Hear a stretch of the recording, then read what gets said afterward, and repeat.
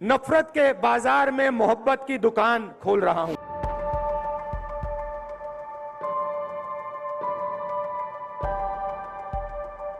तो मुझे महसूस हुआ कि नहीं, अगर कोई विपक्ष है तो वो राहुल गांधी है। विपक्ष का मेरा मतलब है कि वो कौन सी आवाज़ है जो समावेशी है। और एक बात, आप बार बार वो कह रहे हैं कि आप मेरा गला काट लीजिए लेकिन मैं आरएसएस के ऑफिस नहीं जाऊंगा, आप मुझे फांसी दे दीजिए लेकिन मैं सावरकर से माफ़ी नहीं मांगूंगा।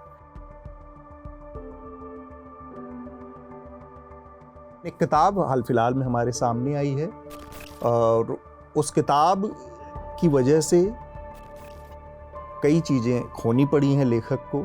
भारत में किताब लिखने का ये एक ऐसा अनोखा मामला है जहां किताब लिखने के पहले कहा जाता है कि आप इस्तीफ़ा दीजिए। ये जो कंपनी की ने कहा कि आप किस विषय पर लिखेंगे उस पर हमसे सहमति लेंगे, क्या ऐसी कोई पॉलिसी है पहले से कंपनी की? जब इस किताब पर मैं गया तो दो विरोधाभासी बातें हुई। मुझे कहा गया कि कंपनी पॉलिसी है। मैंने कहा अगर कोई कंपनी पॉलिसी है तो वो मेरे पिछली किताब में क्यों लागू नहीं थी? तो उन्होंने कहा वो राजनीतिक किताब नहीं थी। तो एक पॉलिसी में दो तो नियम नहीं हो सकते हैं ना कि वो राजनीतिक किताब ना हो। क्या उन्होंने आपको सैक कर दिया या आपने रिजाइन किया?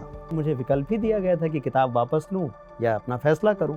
तो मैंने तुरंत ही रिजाइन कर दिया। उन्होंने मुझसे एक ही सवाल पूछा कि क्या किताब में राहुल गांधी की आलोचना है या किताब राहुल गांधी को एक तरीके से कहें कि महिमा मंडित करती है। मैंने कहा दोनों बातें मैं नहीं कह सकता हूँ। इस सारे ये जो चरित्र बदलने का पूरे देश के जो अभियान है या कार्यक्रम है, इससे कौन लड़ रहा था?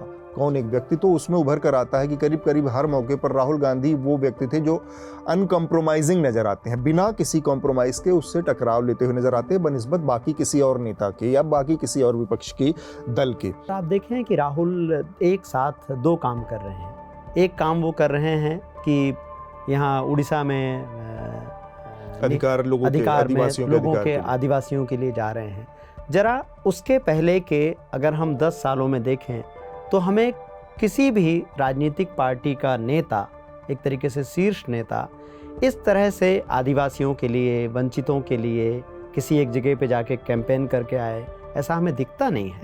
और दूसरा, वो जो कह के आए वो करके दिखाए कि वो ये कहता है कि हाँ भाई सरकार चलाने के लिए सबकी ज़रूरत है, लेकिन वंचितों के हक पर, गरीबों के हक पर आप पूंजी को स्थापित नहीं कर सकते हैं। आपको जवाबदेही के साथ चलना पड़ेगा। या पर्यावरण के सवालों पर वो टकराते हैं। विवेक देवराय आते हैं और वो कहते हैं कि संविधान बदलने की वो मांग करते हैं, और वो मांग किसी बंद कमरे में नहीं करते हैं, वो इस देश के प्रमुख अखबार में लिखते हैं और बाद में उनका कोई खंडन नहीं करता है। तो ये एक बड़ी मज़ेदार बात है कि इस देश में संविधान बदलने की मांग करने वाले लोग से कोई हम इस्तीफा नहीं मांगते। एक संगठित अभियान इस बीच में वहाँ पर भी दिखा जो शिक्षा के ऊपर हमले हुए हैं और उसमें मुगल इतिहास अब नहीं पढ़ाया जाएगा, गांधी को सिलेबस से हटा दिया जाएगा, इवन साइंस पर भी हमला। और ये बहुत महत्वपूर्ण चीज़ है दक्षिण पंथ की कि आप साइंटिफिक टेम्परामेंट को कुंद करते हैं, कमज़ोर करते हैं। 11वीं कक्षा की एक समाजशास्त्र की किताब थी। वो समाजशास्त्र की किताब में गुजरात के दंगे का उल्लेख हटा। हाँ, गुजरात के दंगों को भी हटा दिया गया, गांधी की हत्या का उल्लेख हटा है। अब आप मुझे बताएं, अब इसको जोड़िए। इसी में एक चैप्टर है किताब में कि गांधी को हटाने में सिनेमा की मदद ले रहे हैं। तो एक तरफ वो फिल्में बन रही हैं, अभी 2 फिल्में आई। एक फिल्म आई थी RRR, RRR, और एक फिल्म आई गोडसे वर्सेस गांधी।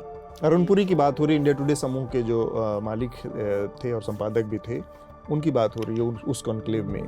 तो वो कहते हैं कि आपकी सरकार में ऐसे काम हो रहा है कि अब हमारी दुकान पर असर पड़ रहा है। और ध्यान दीजिए, प्राइम मिनिस्टर उठ के खड़े होते हैं और कहते हैं आपकी दुकान मैं चलाता हूँ।